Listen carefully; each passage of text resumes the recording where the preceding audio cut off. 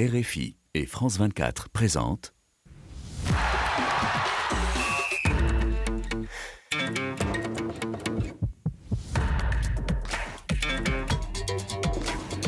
Radio Foot International, le Café des Sports, Annie Gasnier.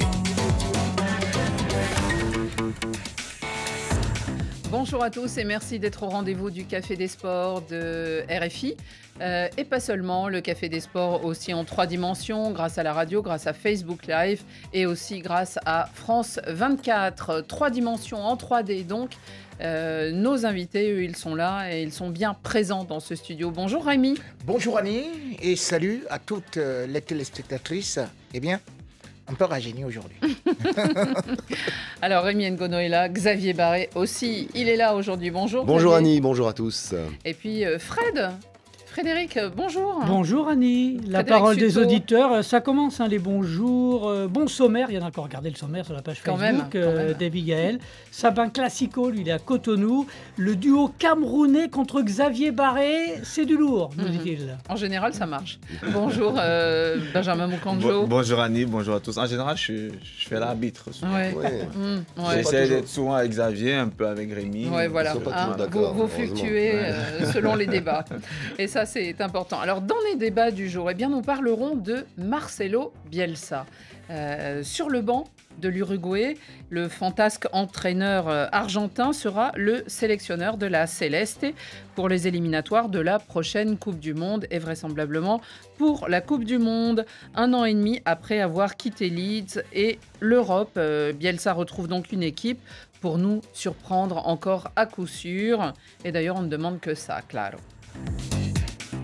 Les compétitions européennes avec des clubs italiens dans le tempo en Ligue des Champions comme en Ligue Europa hier soir. Grâce aux Londoniens de West Ham, les clubs français devraient tenir leur rang sur la scène continentale ces prochaines saisons. Qui sera en finale à Istanbul en juin prochain pour ce qui est de la Ligue des Champions? Eh bien, nos pronos dans ce Café des Sports.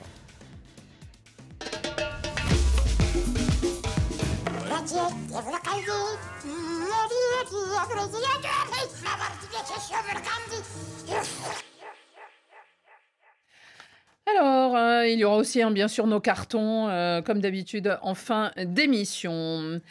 El Loco revient, le retour d'El Loco, le fou, comme on le surnomme plutôt gentiment en l'Argentin, Marcelo Bielsa, 1 an et demi après son départ. Alors évidemment, Leeds, on l'a suivi et beaucoup suivi, et là, il retrouve un banc, je dirais déjà, en tout cas ça fait 1 an et demi qu'il n'avait pas de travail, mais cette fois il se retrouve comme sélectionneur dans le pays voisin, donc dans celui pour la sélection de l'Uruguay, et où il sera le 2e Argentin d'ailleurs à passer sur le banc, puisqu'il a été précédé il y a quelques années déjà par Daniel Passarella. Marcelo Bielsa vient surtout redonner sans doute un cap à une équipe nationale qui, durant 15 ans, n'avait connu qu'un seul sélectionneur. C'était le grand Oscar Tabarez, vaincu par une santé chancelante. On l'avait vu lors des derniers matchs, il avait déjà 75 ans avec une canne sur le banc. Marcelo Bielsa a déjà été sélectionneur pour l'Argentine et pour le Chili, avec de bons résultats à chaque fois. C'est évidemment l'exigence assurée. Est-ce que c'est un bon choix pour vous de se retrouver comme sélectionneur pour... on peut dire ce fou de travail, Benjamin? Je pense que pour Bielsa, oui. C'est un bon choix parce que la méthode de Bielsa, tout le monde la connaît un peu. On sait que quand il arrive dans une équipe, il a tellement d'exigences, il demande tellement de choses à ses joueurs que passer une saison, la saison d'après, elle est de plus en plus compliquée. Parce que moi, pour avoir été joueur, quand vous avez un entraîneur comme ça qui vous demande quand même un certain niveau d'exigence, un certain niveau de course, d'intensité pendant les matchs et même pendant les entraînements, sur une saison, ça passe. La 2e saison, ça commence à être pesant. Et quand on regarde son parcours à Bielsa, que ce soit avec Bilbao, avec Marseille, on a vu que les premières années ont toujours été, même les 6 premiers mois, il a toujours été là-haut. Et à la fin du championnat, il piochait toujours. Bah oui, donc, on se souvient, Marseille, c'était le meilleur exemple. Exactement. Ils caracolent en tête et finalement, ils sont 4e. Oui, et ils n'ont pas la Ligue et à des la Champions. fin, il manque quand même les jambes pour aller au bout. Il réalise, je crois qu'il reste 3 ou 4 ans en Angleterre, où d'ailleurs il monte en Première Ligue. C'est d'ailleurs le club, je crois, où il reste le plus longtemps possible. Mais à la fin, on voit que la même situation, elle se répète. De club après club, il est toujours dans... Et moi, je dis que c'est une bonne chose pour lui parce qu'au final, quand vous êtes en sélection, vous n'avez pas les joueurs tout au long d'une saison. Vous les avez allés sur, je crois, 6 matchs en une année. Donc, vous avez le temps de leur demander énormément de choses. Ils sont capables de le faire. Sur une courte durée, oui, ça peut marcher. Mais sur une longue durée avec Bielsa, on finit souvent par s'ennuyer et pas que ses joueurs. Xavier, est-ce que vous pensez la même chose que finalement, il est peut-être mieux en tant que sélectionneur qu'en tant qu'entraîneur? Il a fait du bon travail à l'époque avec l'Argentine, même s'ils ont échoué au premier tour de la Coupe du Monde 2002, mais derrière, il allait gagner la médaille d'or aux Jeux Olympiques de 2004. Et puis avec le Chili, il a fait aussi du très bon travail pendant 4 ans. Mais là, c'est une véritable révolution qui l'attend en Uruguay. Parce qu'on le connaît, le système de jeu de Bielsa, c'est effectivement beaucoup d'intensité, mais un jeu extrêmement offensif. Or, l'Uruguay, c'est pas ça du tout, la tradition. L'Uruguay, c'est derrière, on verrouille, on bétonne avec des casseurs de jambes, et puis on procède en contre en s'appuyant sur 2-3 attaquants de talent quand on les a. Ça a été Luis Suarez et Edison Cavani, et puis même un peu avant Diego Forlán. Oui, mais ils ne les ont pas appelés lors de la dernière convocation. Donc je pense que pour une Copa América, ce que je pense qui tombe bien en fait, c'est qu'il y a un renouvellement de génération maintenant pour l'Uruguay, puisque Diego Godin, Luis Suarez, Edinson Cavani et d'autres, Fernando Muslera, le gardien de but, n'ont pas été appelés lors de la dernière sélection au mois de mars pour la tournée en Asie. Ils ont fait match nul avec le Japon, ils ont battu la Corée du Sud avec des nouveaux joueurs, alors des joueurs qu'on connaît, certains qui étaient déjà à la Coupe du Monde, donc qui est l'un des tauliers. Araujo n'y était pas de Barcelone parce qu'il était blessé. Darwin Núñez était blessé aussi, mais malgré cela, mais qui vont intégrer cet effectif justement. Qui seront les leaders de cette nouvelle génération, qu'ils sont déjà d'ailleurs. Et du coup, El Loco Bielsa va pouvoir imposer ses principes de jeu parce qu'il va pouvoir choisir ses joueurs. Je pense qu'effectivement, la carrière internationale de Cavani et de Suarez, elle est probablement terminée maintenant. Il y en a qui se sont arrêtés d'ailleurs de cette génération. Parce que Bielsa, il aura besoin de joueurs jeunes qui vont courir partout et pas de trentenaires aussi talentueux soient-ils. Rémi, c'est un retour qui vous paraît intéressant, celui de Bielsa sur le banc d'une sélection? D'une grande sélection, hein. Bon, 2 fois championne du monde il y a certes très longtemps, mais qui en Coupe du Monde est toujours, on compte toujours avec elle. Elle sort souvent des poules. Un peu paradoxal, surtout quand j'écoute Xavier Barré. Le papy va diriger les jeunes. C'est ce 67 ans. Mais attendez. Il est plus jeune que Tabaré Vázquez dans ces dernières années. C'est ça qui me gêne beaucoup parce que la longévité, et puis je regarde aussi le bilan, parce que quand je vois quand même qu'il est là depuis 82, ça me rappelle justement sur le plan politique, le président de mon pays, le Cameroun, lui aussi il est arrivé en 82. Donc finalement, le résultat est presque le même, le bilan est presque le même. Et ce que je ne comprends pas beaucoup, c'est qu'avec Bielsa, généralement, il claque la porte au moment où on ne l'attend pas. Or, par exemple, aujourd'hui, quand j'essaie de regarder tout ce qu'il a réussi à faire, c'est que au début, ça cartonne et immédiatement, ça ne cartonne pas. Mais les gens, jusqu'à présent, sont indulgents comme Xavier Barré. Pourquoi est-ce que vous êtes indulgent lorsque un entraîneur comme celui-là, il ne parvient pas à donner de véritables résultats à long terme? Et pourtant, vous êtes toujours là à critiquer d'autres entraîneurs comme les Mourinho et consorts qui remportent des trophées à gauche à droite. Là, on parle de sélectionneurs. Quand on parle des sélections, oui, Annie, on va dire... Il a eu des bons résultats avec les sélections, la chilienne et l'Argentine. Est-ce que, lorsque vous regardez l'Argentine, l'Argentine vient de gagner la Coupe du Monde. L'Argentine avait une très bonne sélection.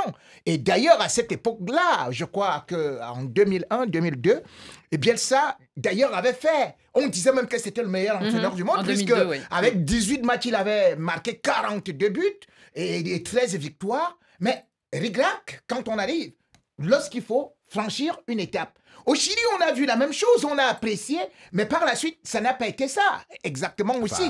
D'ailleurs, même à Leeds, quand il part à Leeds, il a fait progresser la sélection quand même. C'est 10 buts encaissés. Moi, je n'aime pas ce jeu-là.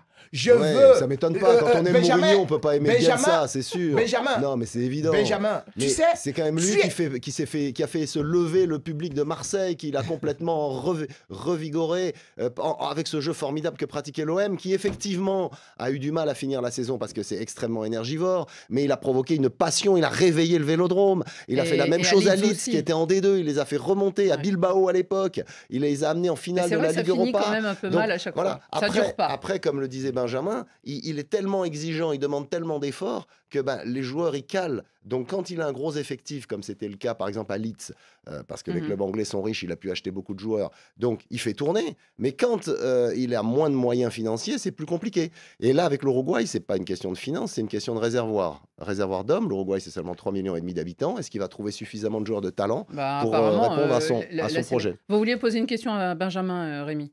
Oui, justement, je disais à Benjamin que lorsque vous regardez le style de jeu aujourd'hui, même les entraîneurs qu'on disait très offensifs, aujourd'hui, ont compris qu'il faut d'abord bâtir le derrière. Or, c'est ça. Pep Guardiola. Voilà, y compris Guardiola aujourd'hui. Oui, y compris Guardiola. C'est son élève. Donc, moi, je trouve que ce n'est pas bon le système des locaux qui... Il continue à insister avec ça parce que quand vous parlez de Marseille, justement, vous parlez de ce football qui était alléchant, flamboyant. Et d'ailleurs, Marseille avait été premier jusqu'à la 20e journée pour finalement ne pas décrocher la Ligue des Champions. Et regardez ce qui s'est passé avec Leeds. Avec Leeds, le gars, il prend quand même en 5 matchs 20 buts. 20 buts en 5 matchs. Donc, 10 en 2 matchs, les 2 derniers, Liverpool et bien évidemment aussi Tottenham. C'est pour ça que moi, je dis qu'avec lui, je regarde toujours derrière, c'est comme un arbre qui, à une certaine période, vous croyez que ça va donner des fruits, et finalement, ça tombe. Il y a un proverbe africain qui dit, le vieil arbre, quand il va tomber, vous y voyez des trous. Les auditeurs ou internautes, Frédéric Ils sont plutôt enthousiastes, malgré les 67 ans, effectivement, de Marcelo Bielsa. Milanista nous dit Bielsa va redynamiser le football de la Celeste. Robson de Souza, bonne chance. El Loco, Ubo Mama, on espère qu'il va mieux finir que dans ses derniers clubs, tout de même, là, un petit bémol. Maurice Cadet, Bielsa, c'est le meilleur coach, penseur du jeu au monde après Pep Guardiola, bien sûr. Puis un petit tac pour Rémi, pour terminer. Lomala Naré. Bonjour Rémi. Rémi n'aime pas les Argentins à cause de Léo Messi. Il est argentin, Marcelo Bielsa. Attends, si tu dis ça avec les Batistuta et tout ça, les Maradona, on sait très bien que je suis le plus grand fan de Maradona, il faut arrêter ça. Bon, alors vous aimez les Argentins. C'est vrai que peut-être que pour un entraîneur, en tout cas Benjamin, c'est toujours compliqué. Et alors peut-être plus avec Bielsa qu'avec d'autres, entre la théorie et la pratique, parce que on sait que c'est le théoricien qu'on va consulter finalement presque comme un oracle. On sait que Pep Guardiola, quand il s'était arrêté quelques années, il était allé voir Bielsa. Il y a beaucoup d'entraîneurs, de sélectionneurs qui se revendiquent en tout cas de son héritage, et les résultats n'ont pas toujours suivi. Il a eu une médaille d'or aux Jeux Olympiques en 2004 avec l'Argentine, mais il échoue, et on se souvient d'une fois en finale de Copa América face à l'équipe B du Brésil, et ça l'avait profondément vexé. Avec le Chili, bon, ils révolutionnent les choses, mais ils vont en 8e de finale. Et là, peut-être que l'Uruguay attend de retrouver du panache. Oui, parce qu'on sait que l'Uruguay, il y a une génération quand même de joueurs qui sont aujourd'hui sur la fin, qui sont même partis. Il va falloir renouveler. Xavier, il disait à juste titre, ils n'ont pas un gros vivier de joueurs. Donc, il va falloir composer avec des joueurs qu'on ne connaît pas plus ou moins. Il va falloir qu'ils fassent un travail de fond, parce qu'il va falloir aller les chercher, les jeunes joueurs. Il y a toujours plusieurs stars quand même dans cette équipe. Malgré le faible. Oui, voilà, il y en a très peu. Il y en a très peu. Mais je pense qu'aujourd'hui, quand une équipe comme l'Uruguay n'a pas forcément besoin de stars, il faut aller chercher les jeunes joueurs à fort potentiel et les développer. Moi, je suis d'accord avec ce que Xavier disait, même Rémi, je suis d'accord avec vous, mais ce que je disais, c'est que... d'accord pourtant. Ce que je disais, c'est que Bielsa, moi, où je m'interroge, c'est sur la durée. Et c'est où moi j'ai un problème. Et des fois, il claque la porte. Oui, et des fois, vous ne savez même pas pourquoi. Bon, quand il n'est pas content, il a un peu son côté foufou, ou derrière, il est capable de partir. Et c'est où moi je me dis que pour moi, c'est la meilleure chose. C'est le meilleur choix qu'il ait fait d'être sélectionneur. Ouais. Parce que sélectionneur, vous avez très peu de matchs à une année. Vous avez la possibilité, bien sûr, de consulter votre équipe et de leur demander énormément. Mais pour avoir été un joueur, encore une fois, quand vous avez un entraîneur comme Bielsa qui vous demande des choses pendant toute la saison, je peux vous dire qu'à un moment donné, vous vous ennuyez parce que vous avez envie de prendre du plaisir. Vous ne pouvez pas uniquement L'intensité, c'est bien, mais à la longue, c'est fatigant. Frédéric, en tout cas, il arrive à un moment où il a la chance d'avoir une belle génération de nouveau, parce que entre Valverde, Darwin Núñez, Araujo, qui est du Barça, il y a quand même des joueurs sur qui s'appuyer. Le réservoir n'est pas extensive. Il ne faut pas oublier qu'en 2018, même si c'était la génération d'avant, ils sont arrivés en quart de finale. Les Français, ça n'a pas été si facile, ce quart de finale de Coupe du Monde. Ils sont quand même toujours présents. Copa América, Coupe du Monde. Il y a un passé, il y a une histoire. Mais moi, je suis quand même assez réservé. Voilà, Bielsa, ouais, ça fait 30 ans qu'il est dans le paysage. Et quand on regarde le palmarès, dans les grands tournois, bah oui, il faut être killer, il faut gagner. Et c'est une chose de bien jouer, de faire rêver les foules, mais d'impressionner, oui. D'offrir du spectacle. En tout cas, ça sera pour Marcelo Bielsa peut-être une mise en jambe dès la prochaine Copa América, parce qu'avant la Coupe du Monde de 2026, il y aura la Copa América, toujours importante au niveau continental. Ils ne l'ont pas gagnée depuis 2011, si je ne me trompe pas. Et ça sera en 2024, cette donc Copa América. L'an prochain, ça sera en Équateur. On continue et on va parler de football européen.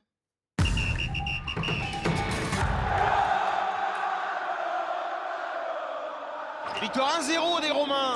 Juventus-Siviglia, la Juventus contre gli specialisti. Les Italiens sont donc bien au rendez-vous de ces coupes européennes. On en a déjà parlé hier, notamment avec la Ligue des Champions. Mais ces clubs européens italiens, on peut dire, sont dans le tempo, en tout cas en vue des finales. La Roma a donc gagné face au Bayer Leverkusen hier à domicile. La Juventus a arraché le nul de justesse face à Séville, et qui est un grand habitué de la Ligue Europa, alors que la Fiorentina, elle, était battue sur son terrain par Bâle, l'équipe de Bâle, la surprenante équipe de Bâle qui continue sa folle épopée après avoir éliminé Nice sur son passage.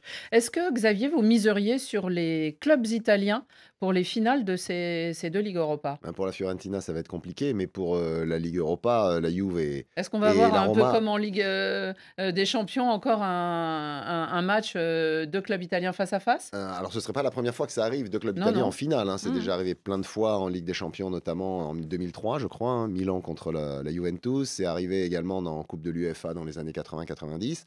Là, il faut rappeler le règlement. Le vainqueur de la Ligue Europa est qualifié pour la Ligue des Champions. Or, qu'est-ce qui se passe? La Roma est actuellement 7e du championnat d'Italie et la Juventus est suspendue. Deuxième pour l'instant. Voilà, à la décision. Jusqu'au 22 mai. Une décision administrative qui peut lui remettre 15 points de pénalité ou 9, 10, enfin on ne sait pas combien, on verra. Et donc l'enlever des places qualificatives pour la Ligue des Champions. Donc le seul moyen pour la Juventus d'être sûr d'être en Ligue des Champions la saison prochaine, c'est de remporter cette Ligue Europa. Et pour la Roma de Mourinho, aussi, puisqu'ils sont quand même 7e, un peu derrière les autres pour la course aux 4 premières places.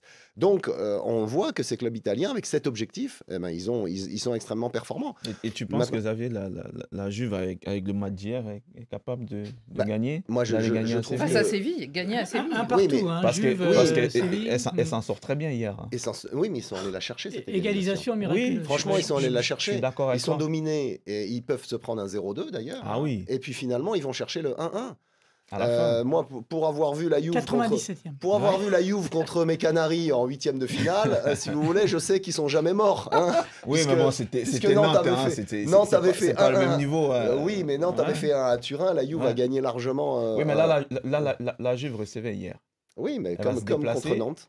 Elle n'a pas tiré profit. Une équipe. Voilà, Séville, c'est un autre niveau. Oui, et moi, j'ai regardé le match hier, je t'assure, la Juve s'en sort très, très, très, très bien. Je dis pas qu'ils vont gagner, mais je dis qu'ils ont toutes leurs chances. Malgré ils ont une défense à trous, ça serait presque Bielsa, l'entraîneur, non, Rémi? Ce qu'il a bien fait en plus, les changements. Les changements. Il change le système, Allegri, pardon. Oui, il passe en 4-4-2. Je trouve que là, il a rééquilibré l'équipe, mais parce qu'avant ça, c'était difficile pour eux. Et puis, il y a la blessure en plus d'Ocampos, parce qu'Ocampos, hier... Oui. Il était... depuis qu'il est à Séville, d'ailleurs. Il était exceptionnel. Homme de Bielsa, n'est-ce pas, Lucas Ocampos. Rémi, comment vous voyez ces clubs italiens dans les compétitions de Ligue Europa? Mais l'Italie progresse, et surtout avec José Mourinho qui... ah oui, vous voyez, c'est qu'on en parle maintenant. Hein. Vous avez vu, hein, la dernière fois, il a gagné. Il a gagné. Et comme j'ai dit, qu'il va progressivement... Et tout le monde a pu voir le match d'hier. C'est-à-dire que pratiquement, ils avaient 5 bonnes occasions. Même si Abraham, il réussit quand même à transformer une occasion, mais c'est une Juve, c'est une Roma. Ils ont été minimalistes quand même, hein, victoire 1-0 sur Bayer Leverkusen. Bayer le Bayern, c'est une bonne équipe. C'est une grande équipe. Ah, oui. Ah, mais j'ai pas dit le contraire. C'est une grande équipe. Ils reviennent. C'est de Bayern loin. qui avait la possession, 62%. Et comme j'ai dit, justement, c'est le système Mourinho. Et il a eu le plus grand nombre de tirs, d'occasions, avec 13 tirs. Donc, cette Roma-là joue merveilleusement bien avec Abraham. Et surtout, vous retrouvez au milieu du terrain quelqu'un qui était complètement perdu, comme Matic, qui aujourd'hui est devenu un bon régulateur. Et il y a Pellegrini qui, bien évidemment, joue une belle courroie de transmission. La défense, maintenant, c'est à toi. C'est pour ça que je dis que José Mourinho est capable de rénover toujours. Et c'est ce qu'on est en train de voir aujourd'hui avec la Juve. Je vais être pour une fois un peu d'accord avec Rémi Bono sur c'est parce que vous avez moins de voix aujourd'hui. Sur le travail. Non, mais je l'avais dit quand Mourinho a repris la Roma, j'ai dit il a un défi intéressant parce que la Roma effectivement n'a rien gagné depuis longtemps. C'est un club qui peut effectivement façonner à sa manière et ramener au premier plan parce que c'est un grand club très populaire. Et il est en train de le réussir. Alors j'aime pas du tout le style de jeu. Hein. La Roma, c'est quand même c'est pas terrible, franchement. Mais bon, c'est efficace et à l'arrivée. Effectivement, il les ramène vers le premier plan. Donc, il arrive à réussir. Il réussit cette mission qu'il avait ratée à Tottenham ou à Manchester United. Oui, bien sûr. Xavier, ce que les gens oublient, c'est que Mourinho fait ce travail partout. Mais les gens sont ingrats. Regardez quand il va justement à l'Inter. L'Inter n'avait pas gagné depuis 1965. Et il vient, non seulement il gagne le Scudetto, mais il va gagner la Ligue des Champions en éliminant toutes les grandes équipes. Quand Mourinho arrive au Real Madrid, ce Real Madrid se fait massacrer alors que le Real a Capello par Lyon.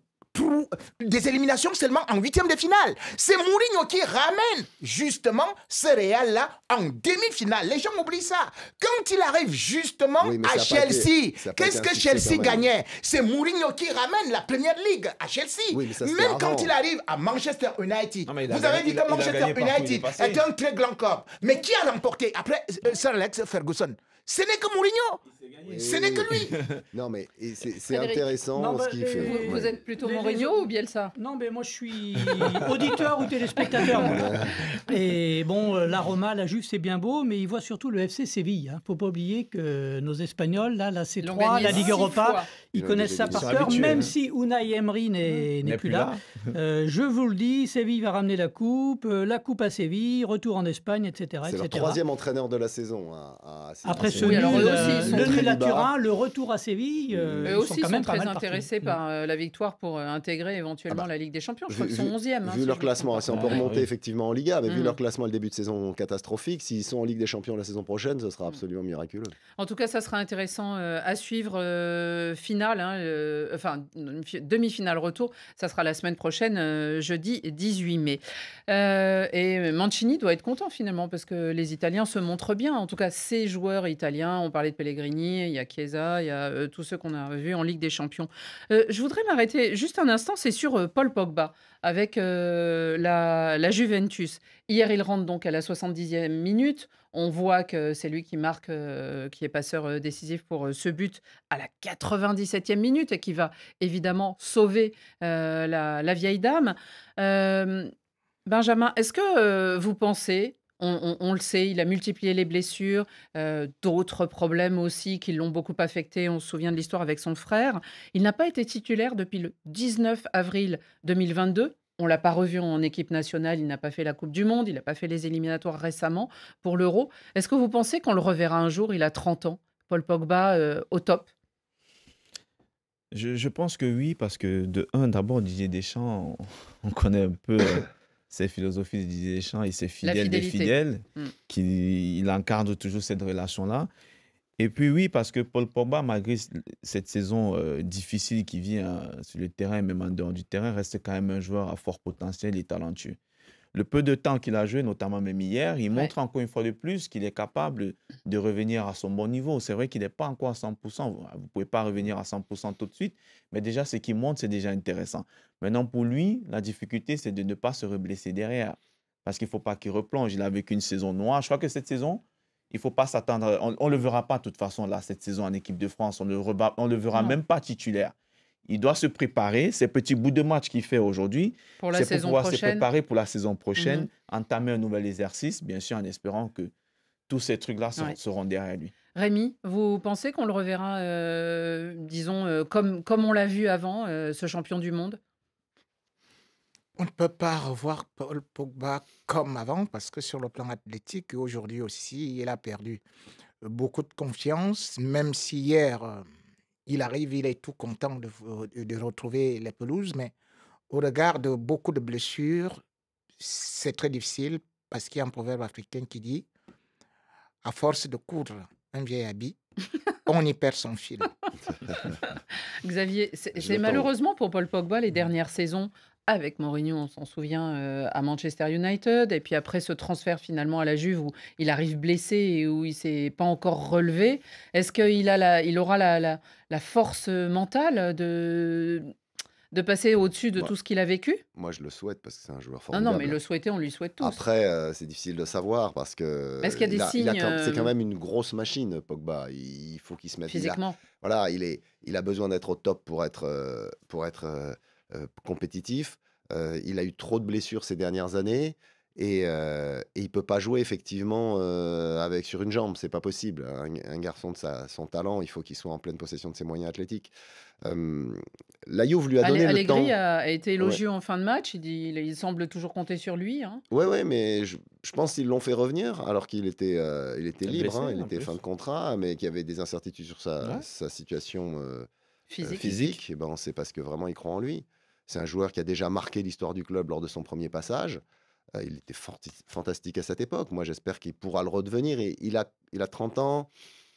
C'est pas fini sa carrière. Mais bon, c'est maintenant qu'il faut profiter de ses derniers feux parce qu'après, ce sera vraiment trop tard. Il y a plein de messages d'encouragement qui arrivent pour la pioche. Paul Pogba, on va en lire un. Maxime Wakong, Pogba reviendra au top. J'en suis sûr, c'est un combattant. Je lui souhaite juste la santé et le reste va suivre. On espère qu'il trouvera sa place en tout. On peut dire aussi, et on a décidé de dire aujourd'hui, thank you à West Ham, parce que les clubs français peuvent dire merci aux joueurs de Londres qui ont remporté hier leur match. C'était contre l'équipe néerlandaise de l'AZ Alkmaar. Et pourquoi? Alors Xavier, je sais que vous adorez ce sujet, mais en plus, vous l'expliquez toujours fort bien, parce que ça permet aux clubs français d'avoir une porte d'entrée assurée dans les années à venir, en Ligue des Champions. Avec la nouvelle formule de la Ligue des Champions, le 5e... Qui commencera en 2024, voilà, c'est-à-dire 2024, l'an prochain. Le 5e du classement UEFA aura 4 clubs qualifiés pour les phases de poule de la Ligue des Champions. Actuellement, la France n'en a que 2,5. Et la France était 5e. C'est-à-dire 2 plus 1 soumis à barrage. Voilà. Mais les Pays-Bas sont juste derrière. Et si l'AZ remportait ces 3 matchs à venir, à savoir les 2 demi-finales et la finale de cette Ligue Europa Conférence, il aurait permis aux Pays-Bas de passer devant la France et donc de chipper les 4 places en Ligue des Champions 2024-2025. Et la France se serait retrouvée avec le même nombre de clubs qu'actuellement et n'aurait pas bénéficié de cette réforme de la Ligue des Champions. Donc là, on peut dire merci aux Hammers, club de Salim Bangali, le club préféré de Salim Bangali. Les marteaux de l'Ouest, comme on s'amuse à les appeler. Qui ont gagné difficilement, parce que c'est une très bonne équipe, la Z, mais en tout cas, alors on verra ce qui se passera. Les Néerlandais menaient 1-0. Hein. Oui, absolument. On verra ce qui se passera à Alkmaar au match retour, mais cette équipe de West Ham nous a bien rendu service. C'est quand même fou de se retrouver aujourd'hui en train de remercier West Ham. Hein. On devrait peut-être se pencher en se disant que peut-être le championnat français aujourd'hui perd un peu d'élan, parce que très honnêtement, de remercier West Ham, c'est une chose, mais il faut déjà que les clubs français qui arrivent en compétition européenne fassent le boulot. Je suis désolé parce que chaque année... Alors, on a l'impression qu'il les faisait un peu plus ces temps-ci. Oui, mais là, beaucoup moins. Parce que quand vous regardez le parcours de toutes les équipes françaises en Coupe d'Europe cette année, c'est... Voilà, à part Nice qui a essayé, Nantes aussi. Hein, le mais PSG sinon, aussi. Oui. Non, mais on ne c'est peut pas surtout uniquement Rennes. compter sur le PSG, Annie, parce qu'on a l'impression que chaque année, on compte sur le PSG. Les bien déceptions. À un sûr. moment donné, Rennes quand et on se Monaco. qualifie, bah oui, Rennes et quand Monaco. on Rennes et se Monaco, qualifie pas pour la été Champions League Marseille. ou même pour la Ligue Europa, Marseille aussi, Marseille est en Ligue des quand on Champions se aussi. qualifie pour la Champions League ou pour la Ligue Europa, il faut pas- avoir de l'ambition. Exactement. Parce que les autres pays, quand ils sont en Ligue Europa, même en conférence, là, ils ont de l'ambition, ils ont envie de gagner. Mais tu as l'impression qu'en France, quand on y va, on n'a pas forcément envie de gagner. Mais l'année prochaine, il y aura Lens en Ligue des Champions et vous allez voir. Oui, je pense que Ils iront trop eux, loin. Non, mais sérieux. Ah oui, oui, je pense que Il y a une eux, superbe équipe ils- et ils- un ils- engouement À de part qu'ils dingue. seront Hein. pas tête de En série, Champions donc League, ils je sais seront pas, mais derniers en tout dans le cas, dernier chapeau. Ça va être, ça va être on va voir le compliqué. tirage, mais Chapeau. ils sont dans le dernier chapeau. Donc, Allez, on continue. On va parler de la Ligue des Champions parce qu'il y a eu quand même des matchs importants au cours de la semaine. tiens donc.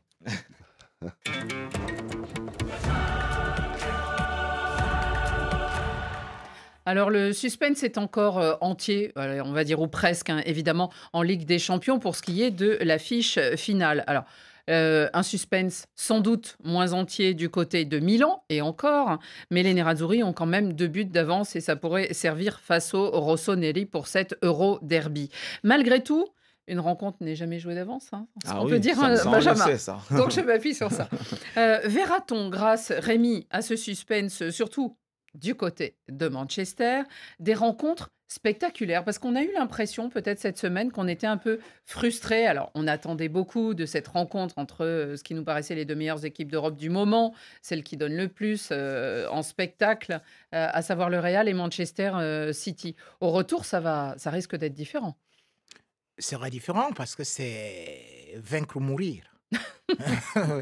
Donc là, et justement, ce sera ça aussi la difficulté, non seulement pour Manchester City, mais aussi pour le Real.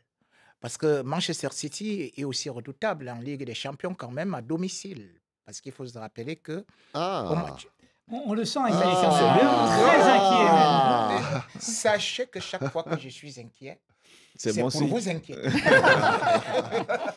Ah, Voilà, d'accord. ouais. Donc, je fais une analyse. C'est-à-dire que vous savez qu'avec Leipzig, Manchester à l'aller, à l'extérieur, c'était finalement 7-0 au retour. Avec Bayern, 3-0. Bon, maintenant, vous prenez le Real. Le Real Madrid a perdu quel match? À domicile comme à l'extérieur. Il n'y en a pas. Et du coup, vous comprenez donc le danger. Et maintenant, ce que vous devez aussi savoir du côté de Manchester City, c'est que, bien évidemment, ils ont eu leur but là, qui est sorti des tribunes, donc, était le ballon. Donc, si vous recrutez encore un très bon arbitre, c'est pas possible. Rémi va finir par me Mais demander Rémi- la Attends, non, Ça y est, Est-ce que ça sera spectaculaire C'est selon vous? Rémi Parce qu'on Ngono a qui attendu parle de notamment l'arbitrage Haaland qu'on du n'a pas... Real. Alors, Mais le Real Non, c'est pas ne possible. fait que des matchs spectaculaires. Vous pouvez le constater sur les occasions, surtout les combinaisons entre Vinicius, Benzema ou même encore Rodrigo. Vous avez aujourd'hui, du côté du Real Madrid, vous avez certainement le meilleur joueur de l'heure. C'est-à-dire que lorsqu'on voit les statistiques Oui, de Vinicius... Thibaut Courtois. eh bien, non, Mais c'est Vinicius. Non, mais Rémi Ngono C'est- parle des statistiques. Les faut les dire. statistiques, c'est 56% de Vinicius. possession pour Regardez. Manchester City, 10 frappes pour Manchester City, 6 cadrés, ce qui signifie 5 arrêts de Courtois. Vous enlevez Courtois dans cette équipe, c'est une vraie passoire. Elle prend des raclées. Ah ben, mais il faudra le dire un mais jour. j'ai l'impression que vous ignorez que c'est le Real qui a beaucoup plus frappé que Manchester City. Mais il Ah oui, frappe mais dans les regarde, nuages, oui. dans Cela les veut dire que tribunes. c'est Ederson qui est le meilleur gardien à cet instant-là. 13 frappes, Mais 3 cadrés. mon ami, 13 mon frappes, ami, 3 cadrés. regarde Ils étaient partis au ce tir au que pigeon. tous les défenseurs du monde Ils étaient ont partis dit. au tir au Que pigeon. quand tu joues contre Vinicius, tu ne peux... D'ailleurs, tu ne peux prier que Dieu. Parce qu'il n'y a pas moyen. Le gars, il t'envoie sans l'air, il t'envoie au sol, il t'envoie partout. Il a envoyé Piqué en retraite. Il a envoyé tout le monde en retraite. Kyle Walker, lui-même, il a dit que oui, merci de ne m'avoir pas cassé les reins. Et vous voyez que Haaland revient pour dire que, gars, tu es très fort. C'est lui qui fait les passes décisives. C'est lui qui marque les buts. Il est capable de transpercer le mur de Berlin. Mais attendez, Vinicius, vous allez voir la magie. donc le spectacle viendra du Real. Toujours spectaculaire. À défaut, Frédéric. Rémi, you are fantastic. Aliou Liné Écho, pas de suspense. City va détruire le Real. Gidi à Dakar, extérieur Real, très très fort. Le Real adore jouer sa survie, nous dit Maxime Vaconque, sur un match à élimination directe. On espère revivre ça comme l'année dernière avec les miracles. À chaque les miracles du Real Madrid. Xavier, tu l'as réveillé, Rémi, parce qu'il était parti tranquillement avec une inquiétude. Et derrière, tu as sorti les stats, il s'est réveillé, il a repris confiance. Voilà. Pourtant, ça se voyait qu'après ce match-là, il y a une seule stat qu'il doit savoir, c'est que réunissez toutes ces équipes-là, c'est le Real qui gagne la Ligue des Champions. La Ligue des Champions, c'est pour le Real Madrid. Et par voie de conséquence, il y a un proverbe africain qui dit « c'est à celui qu'appartient la brousse qu'appartiennent tous les gibiers ». Xavier et Benjamin, est-ce qu'on aura du spectacle? Est-ce que vous voyez... Je suis pas sûr, parce qu'on a deux tacticiens, maîtres tacticiens, Ancelotti, Pep Guardiola, et on les a vus d'ailleurs se toiser tout le match. Il y a eu quelques bonnes séquences, notamment le début de match de Manchester City et le début de deuxième période du Real Madrid.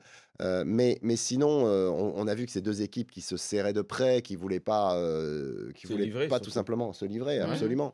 Ouais, elles se sont observées 90 minutes. Voilà, même Guardiola, dans sa compo, il a été plus prudent qu'à l'accoutumée.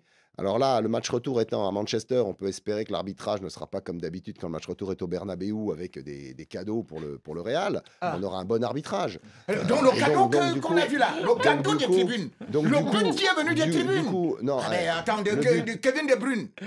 C'est un but de De Bruyne. Mais bien sûr que c'est un but. En plus, voilà, malhonnête. Il se passe 21 secondes entre la remise en jeu du ballon et la but de De Bruyne. Et surtout, Camavinga le récupère le ballon. Donc c'est un mauvais argument. C'est de la mauvaise foi que d'avancer ça. Voilà. Il le redonne. Donc dans ce cas, il faut élargir les stades. Benjamin, sur le derby milanais, l'Euro-derby, est-ce que pour vous, il y a encore du spectacle à venir? Là, on en a eu déjà quand même. On a été assez fournis. Est-ce que pour vous, il peut y avoir est-ce qu'on peut croire au retournement de situation? Avec l'incertitude autour de Leao, qui est quand même le meilleur joueur. C'est ce que j'ai voulu dire. Le retournement de situation peut intervenir si Leao est lancé, s'il revient. Parce qu'on a vu cette équipe de Milan, elle a manqué de solutions pendant ce match-là. On a très bien vu que quand il n'y a pas Leao, c'est difficile. Et il n'y aura plus Bennacer. En plus, donc ça fait quand même deux joueurs hyper importants offensivement qui sont absents. Mais je crois que l'Inter aussi a très bien joué le coup. Ça, il faut le mettre en avant. Barella, c'est un joueur extraordinaire que j'adore. Lautaro Martinez, il a fait un match exceptionnel. Bon, Andro Nana, c'est vrai qu'il n'a pas eu beaucoup à arrêter des ballons, mais il a été présent. Je trouve que l'Inter a fait un match cohérent, très cohérent, défensivement et offensivement. Quand il fallait piquer, ils sont allés. Mais j'ai trouvé que cette équipe de Milan, j'ai l'impression qu'elle a atteint sa limite là, sur ce match-là. Elle a manqué énormément de solutions. Et ça m'a beaucoup gêné parce que je pensais qu'on allait vivre un match exceptionnel en deuxième mi-temps, même s'ils ont essayé de rectifier. Mais 2-0... ils partaient quand même de loin. Alors les amis, je vous demande votre pronostic. Quelle est la finale que vous voyez pour celle qui se retrouvera à Istanbul le 10 juin? Pour moi, je pense que ça va être City-Inter. City-Inter. Ouais. Oui, Manchester City contre l'Inter. Ce qui est amusant d'ailleurs, c'est qu'il y a des deux côtés, il y a des joueurs turcs ou d'origine turque, donc ça fera une très belle affiche pour le public d'Istanbul. Pour le public. Oui. Rémi? Ne posez plus jamais non, je sais que vous voyez le Real que ce soit à lui ou à lui. Parce que lui, c'était Barça. Barça, même en Ligue Europa, ne passe pas. Maintenant, voilà. Lui, c'est Naples. Mais il risque d'être champion d'Espagne ce week-end. Dès qu'il pointe une équipe, l'équipe l'a éliminé. Bon. Donc, je suis content pour lui parce que, justement, je sais déjà que le Real est là en finale. Merci, Benjamin Moukando. Vous n'allez pas dire Milan? Je peux même dire Milan. Si, vous pouvez. Ah oui, je peux. Non, parce que honnêtement, contrairement à ce qu'on me dit là, l'Inter Milan a été impressionnant. Je souhaiterais que l'Inter passe parce qu'il y a Onana là-bas et qu'il est Camerounais. Mais j'ai constaté que cette équipe-là manquait de solutions juste après les 30 premières minutes. Les 15 premières minutes ont été fantastiques. Oui, ils ont assommé parce qu'ils ont assommé le Milan qui se retrouvait là. Mais là, il faut savoir aussi que ce Milan-là n'avait pas appris à jouer avec Leao, qui a quand même été le meilleur joueur de la Série A l'année dernière et cette année d'ailleurs, avec 13 buts, 13 passes décisives. Quand vous manquez d'un tel argument, beaucoup de choses peuvent changer. Avec son retour, beaucoup de choses également. Mais attention aussi, Rémi, parce que s'il revient... Ils ont tiré beaucoup de fois, mais ils n'ont pas cadré. Tu sais pas s'il sera à 100% quand même. Hein. Oui, ils ont tiré beaucoup de fois, même si la défense d'Inter paraissait... Ils ont été très maladroits, malheureusement. Ils ont été maladroits, mais je dis bien qu'ils ont... Et il y a Onana. Et Onana a fait qu'un arrêt. Un seul arrêt. Oui, l'arrêt qu'il fallait faire. Non, c'était une passe. Cette fois, c'était une passe. Et il a été performant pour les autres matchs, mais on a dit d'ailleurs c'est un arrêt passe. Il est de mauvaise foi hein, quand oui, même. Hein. Non. Benjamin, il reconnaît. Frédéric. City Inter avec Andro Onana qui écœure Erling Haaland en finale. Bon. Eh ben, on verra ça. Samuel Eto'o était à Milan, il était au match et aujourd'hui il a donné une conférence de presse. Notre correspondant Matteo Cioffi était à la conférence de presse tout à l'heure. Il a dit que, sans être trop surprenant, que pour lui, Onana est le numéro 1 du monde. Maintenant, il a aussi spécifié qu'il ne peut pas s'opposer à Rigobert Song. Il a un problème, c'est que selon lui, il faudrait qu'il revienne en sélection et il est prêt à faire l'intermédiaire entre Rigobert Song, le sélectionneur, et le joueur. Donc, qui sait si nous reverrons Onana dans les prochains matchs de la sélection des Lions indomptables, hein, Rémi? Certainement. Mais si vous allez à la CAN, ils ne sont pas encore qualifiés pour la prochaine. Certainement, surtout que là, nous maintenant, on a peur du Burundi, on a peur de la Gambie, on a peur de... Mais je suis même sûr que maintenant, l'équipe des Lions a peur de l'équipe des souris. Allez, on continue et on termine avec les cartons. Carton jaune. Un carton là. Qui sort un carton jaune. Ouh là là là là, carton rouge. Carton rouge. Dans la confusion. Carton vert. Extraordinaire. Rien à dire. Des cartons, les vôtres, sélectionnés par David Finzel. Bonsoir Radio Foot International, je suis Hervé Rodor, je suis Togolais résident à Accra au Ghana. Je voudrais vous donner 2 cartons verts ce soir. Le premier va à votre émission Radio Foot et votre animatrice Madame Annie Gasnier. L'autre va à Monsieur Carlos Bianchi pour son accent pour la langue française, mais je l'adore, il est au top. Et pour Monsieur Rémi Ngono, je voudrais bien suivre le match de mercredi. Retour Man City Real avec vous. Je voudrais bien sûr avec vous et crier dans vos oreilles City est en finale. Radio Foot, la belle émission. Bonjour Radio Foot International. Moi c'est Fabien Chloé Moutombo depuis la ville d'Mbujimai en RDC. Mon carton est vert. Vini Junior. En tout cas, il a assuré. Il quitte du bon joueur au grand joueur. Il est l'actuel berger indiscutable de Real Madrid. En tout cas, chapeau à lui. Bonjour à toute l'équipe du Café de Sport. C'est Espérance Lutaya, congolaise de Brazzaville, depuis le Ghana. Mon carton, il est vert et il va tout droit au club de mon père, le Real Madrid, pour avoir remporté la Coupe du Roi pour la 20e fois de leur histoire.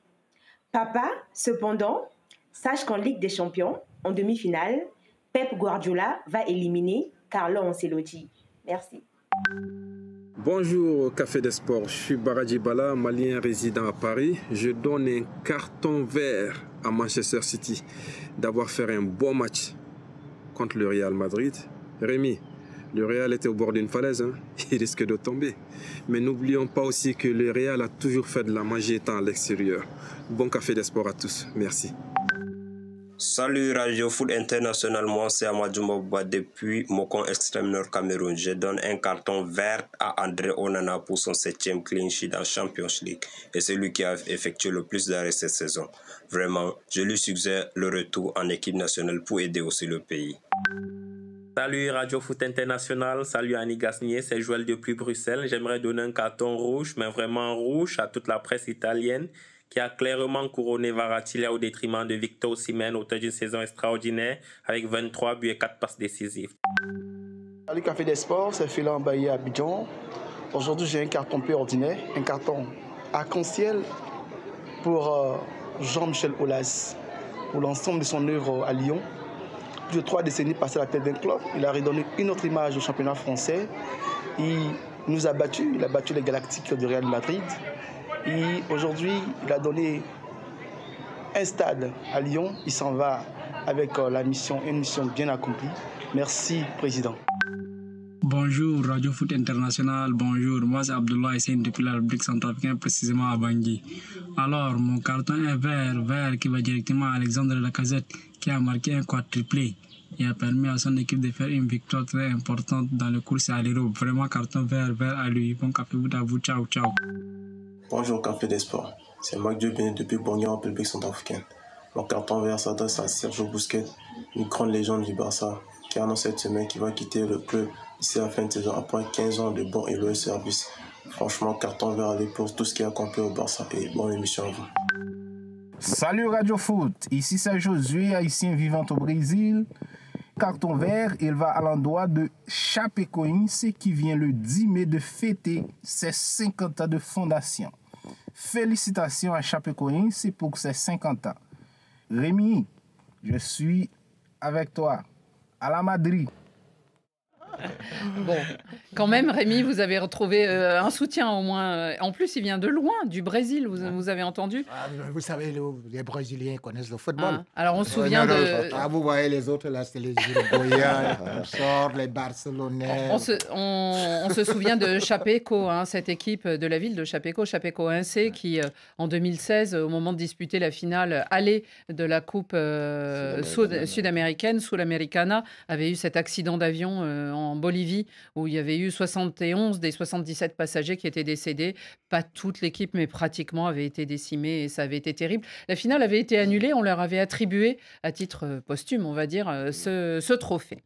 Xavier Barret, quel carton, quelle couleur? Vert comme notre ami en République centrafricaine, oui, vert pour Sergio Busquets, un joueur exceptionnel qui prend les devants pour annoncer sa retraite avant la fin de saison et qui va partir de Barcelone sur un nouveau titre de champion. Il va être très difficile à remplacer. Il faut rappeler que son père, Carlos Busquets, était gardien du Barça, gardien remplaçant d'ailleurs à l'époque de Cruyff entraîneur. Et Sergio, il a réussi à s'imprégner, s'intégrer complètement dans ce club et à en être l'homme lige dans le jeu du Barça depuis de nombreuses années. Si je ne me trompe pas, 738 matchs, un truc de fou. Rémi. Alors, carton vert de ma page Facebook JP Rémi Ngonon à un étalon. Il est jeune. Souleymane Alliot. Alors, il m'a beaucoup épaté parce qu'on ne parle pas beaucoup de la CAN U17. Or, c'est là-bas où il faut regarder ces pousses-là. Non seulement il a été époustouflant contre les Camerounais, mais surtout contre les Nigérians. Et d'ailleurs, le Burkina aujourd'hui est qualifié pour la Coupe du Monde des U17 et en battant qui? Le Nigeria par 2-1. Et cet Alliot Souleymane devient une fois de plus, il a remporté encore le trophée de meilleur joueur. Donc c'est la deuxième fois consécutive. Donc aujourd'hui, j'appelle tous les autres là que allez regarder ce garçon-là que tout le monde ne connaît pas, mais qui aujourd'hui brille parce qu'il y a un proverbe africain qui dit que la forêt peut cacher la perdrix, mais ne peut pas cacher ses cris. Benjamin, quelle couleur? Jaune pour Ferdinand Lang parce que j'attendais énormément de ce joueur. Je crois que quand Manchester City vient vous chercher, c'est pas pour gagner le championnat, c'est pour gagner la Champions League. Et il a énormément déçu contre le Real. On attend le retour, c'est un avertissement, mais j'espère qu'au retour, il va répondre au présent. Son papa, il est un peu déçu aussi. Il a été viré de la loge du Real pour des gestes pas trop sympas envers les supporters madrilènes. Frédéric? Un carton vert pour saluer tout le travail réussi pendant plus de 3 décennies par Jean-Michel Aulas, dirigeant de l'Olympique Lyonnais, qui a été gentiment poussé vers la sortie à la tête de son club. Le nouvel investisseur, John Textor, est arrivé, actionnaire majoritaire. On pensait que Jean-Michel Aulas allait rester 2-3 ans. Finalement, il est obligé de partir. Mais il est arrivé, le club était en 2e division. En 87, il a amené Lyon au sommet. 7 titres de champion de France, des demi-finales de Champions League. Bravo, monsieur Aulas. Le carton de Radio Foot International est noir et il va à un confrère, notre confrère Arman Soldin, qui est décédé cette semaine en Ukraine. 6 jeunes journalistes, il travaillait pour l'AFP, il n'avait que 32 ans, mais c'était aussi un passionné de foot. Il était supporter du Stade Rennais, il avait même joué avec les pupilles du Stade Rennais. Et lorsqu'il était en poste à Londres, il était le correspondant du Canal Football Club. On pense beaucoup à lui, à sa famille et à tous ses proches. Et à tous ces journalistes, il y en sont 10 maintenant qui sont décédés en Ukraine. Merci à tous de nous avoir suivis. Bon week-end. Et on se retrouve mercredi pour le Real, Rémi.